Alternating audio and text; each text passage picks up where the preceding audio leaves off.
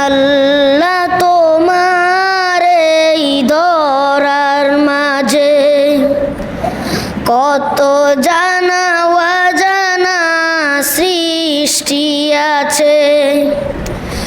আল্লাহ তোমার এই ধরার মাঝে কত জানা অজানা সৃষ্টি আছে।